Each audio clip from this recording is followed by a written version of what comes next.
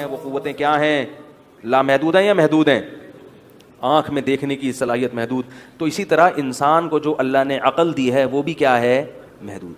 اس میں اتنا فنٹر بننا کہ مجھے سب کچھ آتا ہے اور میری عقل لامحدود ہے، تو یہ بے وقوفی اور حماقت کی بات ہے. جو مذہب کو نہیں مانتے وہ اپنے آپ کو دنیا کا سب سے بڑا کیا سمجھتے ہیں؟ فنٹر. تبھی غلطیاں کرتے ہیں. وہ کہتے ہیں ہمیں سب کچھ پتہ ہے، ہم جو بات کریں گے. تو آپ کی عقل محدود ہے، آپ اللہ سے آگے بڑھنے کی کوشش نہ کریں. اس کائنات کو بنانے والا وہ جو باتیں کہہ رہا ہے اگر آپ کی سمجھ میں نہیں آئیں گی تو اس کا مطلب آپ کی عقل کا فالٹ ہے. بولو بھائی میری عقل ایک حد تک سوچ سکتی ہے، میں اللہ سے آگے نہیں بڑھ سکتا. جو اللہ کے رسول بات کریں گے نا وہ اللہ ہی کی ہوتی ہے، وہ اللہ کے رسول کی نہیں ہوتی، وہ اللہ ہی کی ہوتی ہے. تو اصل اللہ کی ذات ہے. جو اس کائنات کو بنانے والا، وہ اس کائنات کو بنانے والا کہہ رہا ہے ان اللہ لا یامر بالفحشاء، اللہ کبھی بے حیائی کو پسند نہیں کرتا. بس کہہ دیا اس نے. ہر وہ عمل جو بے حیائی کی طرف لے کر جائے گا وہ اللہ کو پسند نہیں ہوگا. اور اللہ کبھی غلط چیز کو ناپسند، کبھی صحیح چیز کو ناپسند نہیں کرتے، ہمیشہ غلط چیز کو ناپسند کرتے ہیں. ہمیشہ غلط چیز. اگر کوئی چیز صحیح ہوگی تو یہ ہو ہی نہیں سکتا کہ اللہ اس کو پسند نہ کریں. تو اللہ بے حیائی کو پسند بولو بھائی نہیں کرتے. ان الذین یحبون ان تشیع الفاحشہ، وہ لوگ جو یہ چاہتے ہیں کہ معاشرے میں بے حیائی پھیلے، ان کے لیے دردناک عذاب اللہ نے تیار کر کے رکھا ہوا ہے. بے حیائی کسے کہتے ہیں؟ اسی کو تو کہتے ہیں بے حیائی، کہ مرد اور عورت کھلے گپے مار رہے ہیں ایک دوسرے سے اور ایک دوسرے کو دیکھ کر حرام لذتیں حاصل کر رہے ہوں، کوئی آپس میں حجاب نہ ہو. اللہ کو عورت میں حیا اتنی پسند ہے کہ موسیٰ علیہ الصلوۃ والسلام جب کنویں میں ایک بزرگ کی بیٹیوں کو پانی پلاتے ہیں اور وہ بیٹیاں واپس موسیٰ علیہ السلام کے پاس آتی ہیں کہ ہمارے ابا آپ کو اجرت دینا چاہتے ہیں، کمیشن، تو قرآن ان کی چال کا بھی تذکرہ کرتا ہے.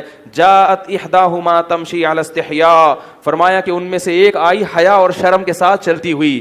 تو اللہ کو عورت میں حیا اور شرم کا عنصر اتنا پسند ہے کہ جہاں بھی قرآن میں عورت کا تذکرہ ہے اور اس میں حیا کی بات ہے تو اللہ نے اس کو فوراً کیا کیا؟ ہائی لائٹ کیا ہے. قرآن عورت کا نام بھی ذکر نہیں کرتا. فرعون کی بیوی کا جہاں بھی تذکرہ آیا اللہ نے یہ نہیں کہا آسیہ نے کہا، اللہ نے کہا امرأۃ فرعون، فرعون کی بولو بھائی بیوی نے کہا. جہاں نوح علیہ السلام کی بیوی کا ذکر آتا ہے فرعون، اللہ تعالیٰ قرآن میں نوح علیہ السلام کی بیوی کا نام نہیں لیتے. کیا کہتے ہیں کہ جب یہ کہہ کے بات یعنی ضرورت پوری ہو سکتی ہے تو نام لینے کی کیا ضرورت؟ فرمایا کہ نوح کی بیوی، لوط علیہ السلام کی بیوی. بات آ رہی ہے سمجھ میں؟ ابراہیم علیہ السلام کی اہلیہ کا تذکرہ آیا، ابراہیم کی بیوی. فسکت وجہہا، قرآن کہہ رہا ہے ابراہیم کی بیوی نے اپنے پیشانی پہ ہاتھ مارا. کہیں بھی نام نہیں آ رہا. حضرت مریم کا نام ہے. اس کی ایک حکمت ہے کہ حضرت مریم کے بارے میں قرآن کلیئر کرنا چاہتا ہے کہ حضرت مریم والدہ تھیں عیسیٰ کی. عیسیٰ کی والدہ ان کے علاوہ کوئی بھی نہیں، اور عیسیٰ کے باپ نہیں تھے، لہذا نسب کہاں سے چلے گا؟ مریم سے. عیسیٰ ابن مریم قرآن بار بار کہہ رہا ہے، کیونکہ اگر عیسیٰ کے ساتھ ابن مریم نہ لگا ہو تو یہ اشتباہ ہو سکتا ہے کہ پھر ان کے کوئی والد ہوں گے جن کی طرف نسبت ہونی چاہیے. تو جہاں کلیریفیکیشن کی ضرورت پڑے گی وہاں عورت کا نام لیا جائے گا، جہاں ضرورت نہیں پڑے گی جائز ہے، مگر بہتر کیا کہ اس کو چھپا دیا جائے. تو اتنی حیا کی تعلیم جو قرآن دے رہا ہو وہ کو ایجوکیشن سسٹم کو برداشت کرے گا؟ نکاح میں بھی عورت کا نام لیا جاتا ہے تاکہ واضح ہو جائے کہ کس کا نکاح کس کے ساتھ ہو رہا ہے. جو مذہب اس حیا کا قائل ہو، قرآن کہہ رہا ہے وَلَا يَضْرِبْنَ بِأَرْجُلِهِنَّ لِيُعْلَمَ مَا يُخْفِينَ مِنْ زِينَتِهِنَّ. عورتوں کو کہہ رہا ہے کہ آپ اپنا پاؤں، اپنی پازیب زمین پہ اتنی زور سے مت مارو کہ اس زیور کی جھنکار، اس کی آواز غیر مردوں کے کان میں جائے.